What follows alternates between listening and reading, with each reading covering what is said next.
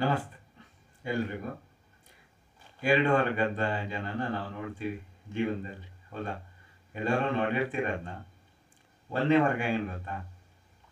ನಾನು ಎಷ್ಟು ದೇವರನ್ನು ಕೇಳ್ಕೊಂಡೆ, ನಾನು ಮನಸ್ಸಲ್ಲಿ ಅಂದ್ಕೊಂಡಿದ್ದಾಗಲಿ ಅಂತ, ಏನಪ್ಪ ದೇವ್ರಿಗೆ ಕರುಣೆನೇ ಇಲ್ಲ, ನಾನು ಹೇಳಿದ್ದು ಆಗಲಿಲ್ಲ, ನಾನು ಕೇಳಿದ್ದು ಕೊಡಲೇ ಇಲ್ಲ ಅಂತ ಜನ ಬೇಡ್ಕೊಳ್ಳೋದು ಒಂದು ವರ್ಗ.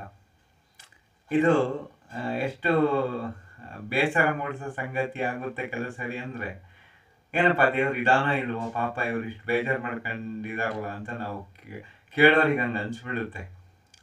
ಕಷ್ಟದ ಮೇಲೆ ಕಷ್ಟ ಅನುಭವಿಸ್ತಾರಲ್ಲ ಪಾಪ ಅಂತ. ಆದರೆ ಒಂದು ಯೋಚನೆ ಮಾಡೋಣ, ನಾವೇನಾದ್ರು ದೇವರಿಗೆ ಕೇಳ್ಕೊಂಡಾಗ ನಾವು ನಿಷ್ಕಲ್ಮಶತೆಯಿಂದ ಕೇಳ್ಕೊಂಡಿರ್ತೀವಾ ಅನ್ನೋದು ಬಹಳ ಮುಖ್ಯ ಆಗುತ್ತೆ. ಈ ಥರ ಪ್ರಾರ್ಥನೆಯಲ್ಲಿ ನಾವು ಯಾವುದೇ ಕೆಲಸ ಮಾಡಬೇಕಾದ್ರೂ ಪ್ರತಿಫಲಾಪೇಕ್ಷೆ ಇಲ್ಲದೆ ಮಾಡಬೇಕು ಅಂತ ದೊಡ್ಡವರು ಹೇಳ್ತಾರಲ್ಲ, ದೇವರು ಕೂಡ ಹಾಗೇನೆ ಎಲ್ಲ ಸೃಷ್ಟಿ ಕೆಲಸವನ್ನು ಅವರು ಪ್ರತಿಫಲಾಪೇಕ್ಷೆ ಇಲ್ಲದೆ ನಿರ್ವಂಚನೆಯಿಂದ ಮಾಡೋದ್ರಿಂದನೇ ಅವರನ್ನು ದೇವರು ಅಂತಾರೆ ಅಂತ ಹಿರಿಯರು ಹೇಳ್ತಾರೆ. ಆದರೆ ಮನುಷ್ಯರಿಗೆ ಆ ಪ್ರತಿಫಲಾಪೇಕ್ಷೆ ಇಲ್ಲದೆ ನಮಗೆ ಕೇಳ್ಕೊಳ್ಳೋಕೆ ಬರಲ್ವೇನೋ. ಬಹುಶಃ ನಮ್ಮ ಕೇಳಿಕೊಳ್ಳುವಿಕೆಯಲ್ಲಿ ಎಲ್ಲರೂ ಎಳ್ಳು ಕಾಳಷ್ಟು ಸ್ವಾರ್ಥವೋ ಅಥವಾ ಅಹಂಕಾರವೋ ಏನಾದರೂ ಇರ್ಬೋದೋ ಏನೋ. ನನಗೆ ಕೊಟ್ಟೆ ಕೊಡಬೇಕು ಅನ್ನೋ ಮೊಂಡು ಹಠನೂ ಇರ್ಬೋದೇನೋ, ವಿನಮ್ರತೆ ಅದಿರಲ್ವೇನೋ. ಅದರಿಂದನೇ ದೇವರು ಬಹುಶಃ ಕೊಡಲ್ವೇನೋ ಕೆಲವರಿಗೆ ಬುದ್ಧಿ ಕಲಿಸೋಕ್ಕೆ ಅಂತ ಹಿಂಗೆ ವಿಶ್ಲೇಷಣೆ ಮಾಡ್ಬೋದು. ಇದನ್ನೆಲ್ಲ ನಮ್ಮ ಗುರುಗಳು ತುಂಬ ಲಘುಮುಖದಿಂದನೇ ಹೇಳ್ತಿದ್ರು. ಅಂದರೆ ಮನುಷ್ಯನ ಅರಿಷಡ್ವರ್ಗಗಳಲ್ಲಿ ಸ್ವಲ್ಪ ಶುದ್ಧತೆ ಬರಲಿ ಅನ್ನೋದು ಕಾರಣದಿಂದ ಅವರು ಈ ಮಾತನ್ನು ಹೇಳಿರೋದು. ಇನ್ನು ಎರಡನೇ ವರ್ಗದ ನೋಡಿ, ದೇವರು ಏನೋ ನನಗೆ ಕೊಡಬೇಕಾಗಿದ್ದನ್ನೆಲ್ಲ ಕೊಟ್ಟಿದ್ದಾನಪ್ಪ, ನೆಮ್ಮದಿಯಿಂದ ಇದ್ದೀನಿ ಅನ್ನೋ ಇನ್ನೊಂದು ವರ್ಗ. ಈ ಮನೋಭಾವದಲ್ಲಿ ನೋಡಿ, ದೇವರೇನೋ ಕೊಡಬೇಕಾಗಿದ್ದು ಕೊಟ್ಟಿದ್ದಾನಪ್ಪ ನನಗೆ, ಅಂದರೆ ನನಗೆ ಅಷ್ಟೊಂದು ಯೋಗ್ಯತೆ ಇದೆ, ನನಗೆ ಕೊಡಬೇಕಾಗಿದ್ದನ್ನೇ ಕೊಟ್ಟಿದ್ದಾನೆ, ಅದು ಅವನ ಡ್ಯೂಟಿ ಅಂತ ದೇವರಿಗೆ ನಿರ್ಬಂಧ ವಿಧಿಸುವ ಒಂದು ಸಣ್ಣ ಅಹಂಕಾರವೂ ಕೂಡ ಇಲ್ಲಿ ಕಾಣಲ್ವಾ? ಈ ಥರ ವರ್ಗ ನೋಡಿದಾಗ ಆಶ್ಚರ್ಯ ಆಗುತ್ತೆ. ಆ ದೇವರು ಕೊಟ್ಟಿದ್ದಕ್ಕೆ ಒಂದು ನಮ್ರತೆಯಿಂದ, ಏನೋ ಭಗವಂತನಿಂದ ಇದರಿಂದ ಎಲ್ಲ ಸಿಕ್ಕಿದೆ, 4 ಜನಕ್ಕೆ ಉಪಕಾರ ಮಾಡ್ಕೊಂಡಿರ್ತೀನಿ ಅಂತ ಈ ವರ್ಗದಲ್ಲಿ ಒಂದು ಮನೋಭಾವ ಬಂದರೆ ಎಷ್ಟು ಚೆನ್ನಾಗಿರುತ್ತೆ.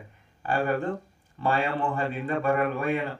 ದತ್ತಂತ ಏನಾದರೂ ಕೆಟ್ಟದ್ದು ಸಂಭವಿಸ್ಬಿಟ್ರೆ, ಇದ್ದಿದ್ದೆಲ್ಲ ಒಂದ್ಸರಿ ಹೋಗ್ಬಿಟ್ರೆ, ಆವಾಗ ಮೊದಲಿನ ವರ್ಗದವರ ಬೇಡಿಕೆನೇ ಇಲ್ಲೂ ಬರುತ್ತೆ ಅಲ್ವಾ? ಅದರಿಂದ ಮಹಾಶಕ್ತಿಯಾದ ದೇವರ ಆಟವನ್ನು ನಾವು ಅರ್ಥ ಮಾಡ್ಕೊಳ್ಳೋಕ್ಕೆ ಹುಲುಮಾನವರಿಗೆ ಆಗಲ್ಲ ಕಣ್ರು. ನೋಡಿ, ಈ ಜೀವನದಲ್ಲಿ ವೈರುಧ್ಯವನ್ನು ನೋಡಿ ಏನನ್ಸುತ್ತೆ ನಿಮಗೆ ಅಂತ ಕೇಳ್ತಿದ್ರು.